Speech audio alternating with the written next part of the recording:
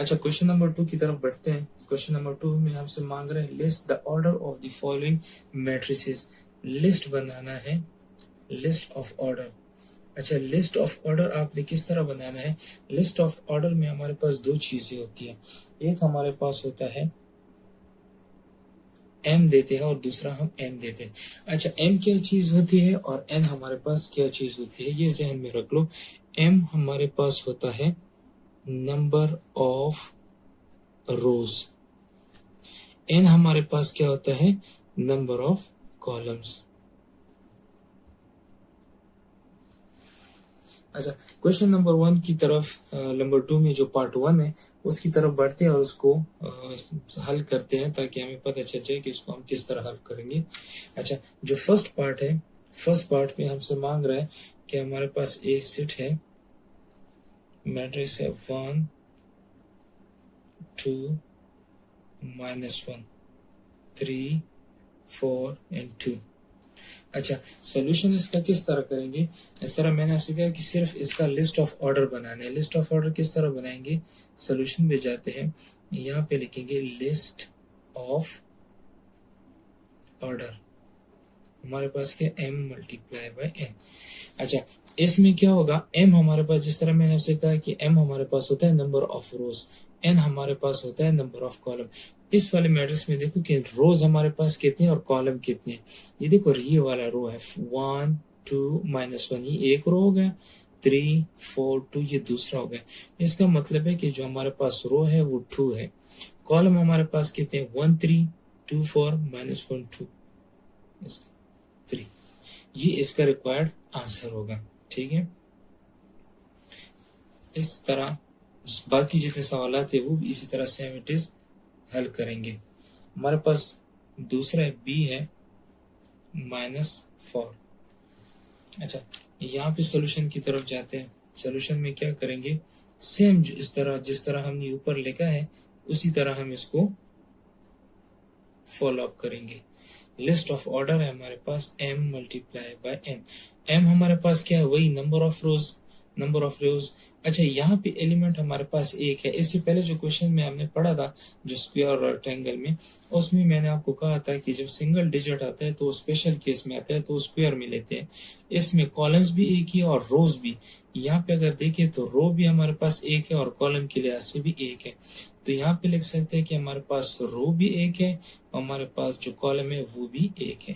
तो इसका सोल्यूशन है 1 मल्टीप्लाई बाय 1। अच्छा, इसमें देखिए हमारे पास रोज कितने? 2 3 -1 एक हो गया, 2 1 2 और 5 हमारे पास दूसरा। तो हमारे पास जो कॉलम है वो 2 है और सॉरी, रोज हमारे पास 2 है। कॉलम देखते हैं, 2 1 एक हो गया, 3 2 दूसरा हो गया, -1 5 तीसरा हो गया। तो हमारे पास इसका मतलब है कि हमारे पास 3 कॉलम है। 1 2 हमारे पास रोज हो गए और 3 हमारे पास कॉलम हो गए। क्वेश्चन नंबर 4 की तरफ, जो हमारे पास पार्ट 4 है उसकी तरफ बढ़ते हैं। वो है हमारे पास F 2 3 4 1 2 -1। यहाँ पे वही लिखेंगे list of order m n। रोज देखिए हमारे पास कितने हैं? 1 2 3। 3 हमारे पास रो हो गए। कॉलम हमारे पास कितने हैं? 2 3 4 1 2 -1, ये हमारे पास 2। 2 हमारे पास, 3 हमारे पास रोज हो गए, 2 हमारे पास कॉलम हो गए। पार्ट 5 की तरफ बढ़ते हैं। पार्ट 5 हमारे पास है E 3 2। यही तरीका है जिससे हम कंटिन्यूसली कर रहे हैं। लिस्ट ऑफ ऑर्डर, हमारे पास रो इसमें कितने हैं? 3 2 हमारे पास एक रो है। कॉलम हमारे पास क्यों कितने हैं? 3 और 2 हमारे पास 2 कॉलम हो गए। एक हमारे पास रो हो गया, 2 हमारे पास कॉलम हो गए। इसमें जो लास्ट पार्ट है वो है हमारे पास D 1 6 0 2 5 0 3 9 0। इसमें भी वही तरीका करेंगे, list of order is equal to m multiply by n। m हमारे पास रो है, 1 2 3 एक ये एक रो हो गया, ठीक है। 6 5 9 ये हमारे पास दूसरा रो हो गया, 0 0 हमारे पास तीसरा रो हो गया, 3 हमारे पास रो हो गए। कॉलम्स कितने हैं, 1 6 1 ये एक कॉलम हो गया, 2 5 0 हमारे पास दूसरा है, 3 9 0 हमारे पास तीसरा है। इसका मतलब है कि 3 कॉलम है हमारे पास और 3 रोज हैं यहाँ पे, तो 3 मल्टीप्लाई 3 यहाँ पे होगा। अच्छा आगे बढ़ते हैं, हमारे पास जो है वो क्वेश्चन नंबर 3।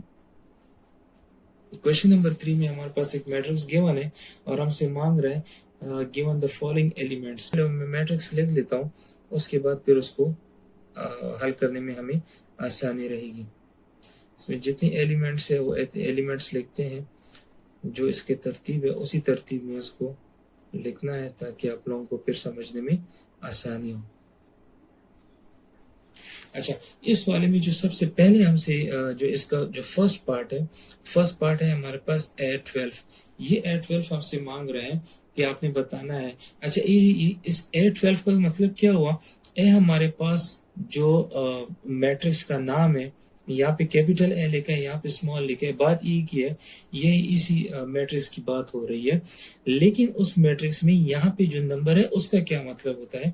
इसका मतलब ये होता है कि हमारे पास A12, इसमें ये जो है ये हमारे पास जो मैट्रिक्स वो होता है, ठीक है, या उसको जो हमारे पास ब्रैकेट होता है वो होता है। इसमें जो 1 है, 1 हमारे पास होता है आपका रो। ये आपको नंबर ऑफ रो बताता है कि कौन सा नंबर है। यहाँ पे लिखा है 1, तो इसका मतलब है कि फर्स्ट रो। इसके बाद आते हैं 2। इस 2 का मतलब ये हुआ कि आपके पास सेकंड कॉलम है। ये जहन में रख लो।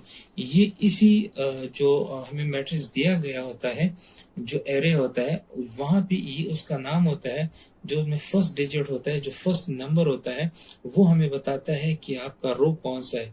यहाँ पे 1 लिखा है तो इसका मतलब है कि फर्स्ट रो, यहाँ पे 2 लिखा है तो इसका मतलब है कि सेकेंड कॉलम।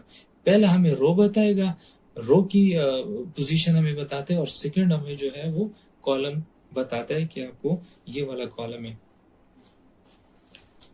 अच्छा यहाँ पे आप क्या करेंगे, जो A12 है, तो अगर A12 में हम देखें, ये 1 हमारे पास क्या होता है, रो होता है, तो इसका मतलब है कि फर्स्ट रो में अगर हम देखें तो अच्छा इसको थोड़ा सा और भी आसान कर लेते हैं।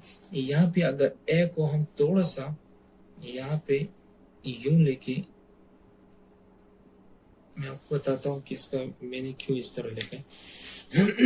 ये R1, ये पूरा रो जो है हमारे पास R का मतलब यहाँ पे है रो, और जो कॉलम C में लिखूंगा उसका मतलब होगा हमारे पास कॉलम। तो ये हमारे पास पहला रो होता है, ये फर्स्ट रो, ये सेकेंड रो, ये तीसरा रो, ये सेकेंड हो गया, ये तीसरा हो गया, ये हमारे पास हो गया चौथा रो। इसी तरह हम कॉलम में लिखेंगे, ये हमारे पास हो गया C1, ये हमारे पास C2, ये हमारे पास C3। C1 हो गया 3 - 2 2 - 3। C2 हमारे पास है 2 5 1 4। कॉलम 3 हमारे पास है -4 0 5 6। हमारे पास 4 कॉलम है, 4 रोज है और 3 हमारे पास कॉलम है। अच्छा फर्स्ट पार्ट इसमें क्या करेंगे, जो हमें दिया गया जिस तरह मैंने आपसे पहले कहा, ये हमें मैट्रिक्स बताता है। फर्स्ट 1 जो है वो हमें रो बताते हैं और 2 हमारे जो कॉलम बताते हैं। अच्छा यहाँ पे 1 लेकर है तो इसका मतलब है कि फर्स्ट रो, तो फर्स्ट रो हमारे पास ये हो गया, इसी रो की बात हो रही है, 3 2 -4, इस पूरी रो की बात हो रही है। लेकिन उसमें क्या कह रहे, दूसरा में मांग रहा है 2, इसका मतलब कि सेकंड कॉलम में। तो अगर सेकंड कॉलम में पहले रो में जो हमारे पास सेकंड कॉलम है वो 2 आता है, तो इसका मतलब है कि हमारे पास A12 जो है वो है हमारे पास 2। ये आपका रिक्वायर्ड आंसर यहाँ पे होगा। अच्छा जो इसमें सेकंड पार्ट है, सेकंड पार्ट हमें क्या हमसे मांग रहा है, A2 3। अच्छा यहाँ पे किस तरह होगा, यहाँ पर भी सेम वही होगा जो हमारे पास इसमें जो हमने इस तरह पहले किया था 2 3 होगा, 2 3 सेम इट इज लिखेंगे। अच्छा, इसमें देखिए हमें सेकेंड रो की बात हो रही है, तो सेकेंड रो तो ये हो गया -250। अब इसकी बात हो रही है, इस पूरी रो की बात हो रही है।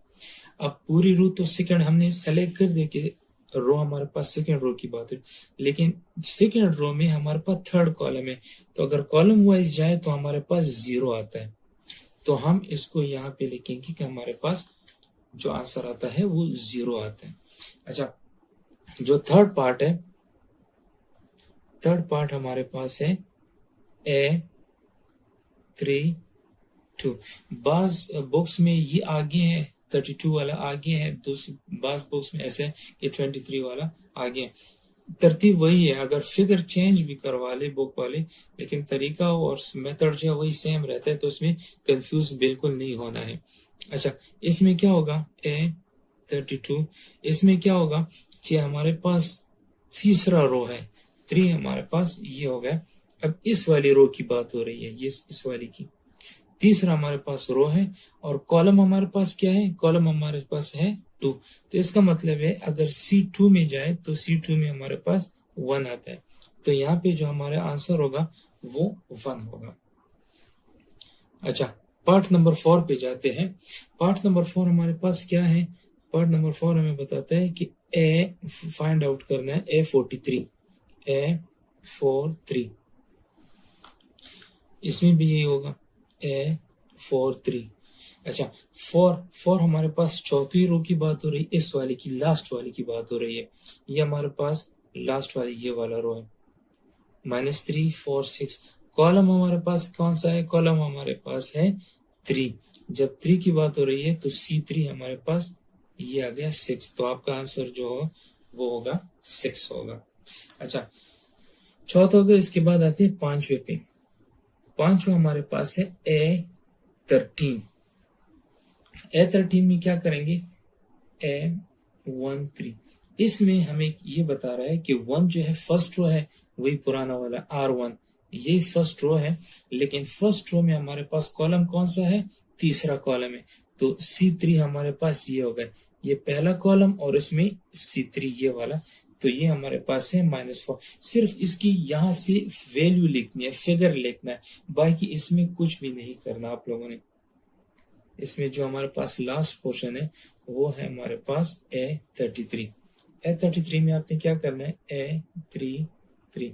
इसका मतलब है कि तीसरा रो और हमारे पास तीसरा कॉलम है, तो तीसरा रो ये हो गया 2 1 5 हो गया, और तीसरा कॉलम C3 में अगर जाए तो ये 5, तो हमारे पास जो रिक्वायर्ड आंसर होगा वो होगा 5।